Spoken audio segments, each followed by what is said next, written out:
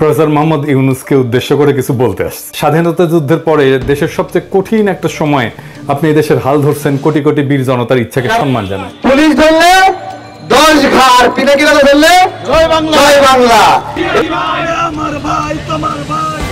Online activist ও YouTuber Pinaki ভট্টাচার্যকে দেশে ফিরিয়ে আনার দাবি জানিয়েছে বগুড়া জিলা স্কুলের সাবেক শিক্ষার্থীরা। 15ই আগস্ট বিকেলে বগুড়াবাসী ব্যানারে জিলা স্কুলের সামনে মানববন্ধনে এ দাবি করা হয়। পিনাকি ভট্টাচার্য বগুড়া শহরের জলেশ্বরীতলা এলাকার বাসিন্দা ও বগুড়া জিলা স্কুলের প্রয়াত শিক্ষক শ্যামল ভট্টাচার্যের ছেলে। পিনাকি ভট্টাচার্য বর্তমানে ফ্রান্সে অবস্থান করছেন।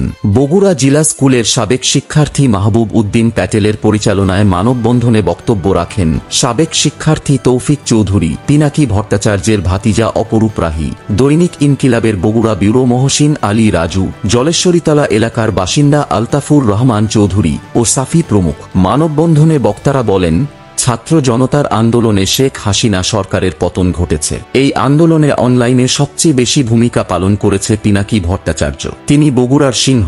ইউটিউবে শেখ হাসিনার নানা দুর্নীতির তথ্য প্রমাণ তুলে ধরতেন। শেখ হাসিনার দুর্নীতি তুলে ধরায় তাকে দেশ থেকে ফ্রান্সে গিয়ে আশ্রয় নিতে হয়েছে। তিনি একজন নামকরা ডাক্তার। তার অনলাইন অ্যাক্টিভিটি সারা বিশ্বের মানুষের কাছে পৌঁছে গেছে। এই ছাত্র জনতা তার দেয়া তথ্যে জেনেছে ফ্যাসিস্টরা কিভাবে দেশের টাকা পাচার করেছে, ভারতের কাছে দেশের কত জিনিস পার করে দিয়েছে। তাই অতি দ্রুত পিনাকি ভট্টাচার্যকে দেশে ফিরিয়ে এনে গুরুত্বপূর্ণ পদে বসানোর দাবি জানানো হয়।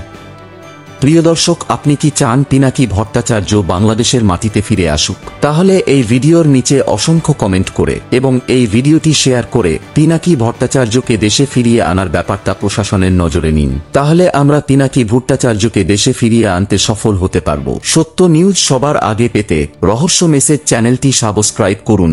ধন্যবাদ।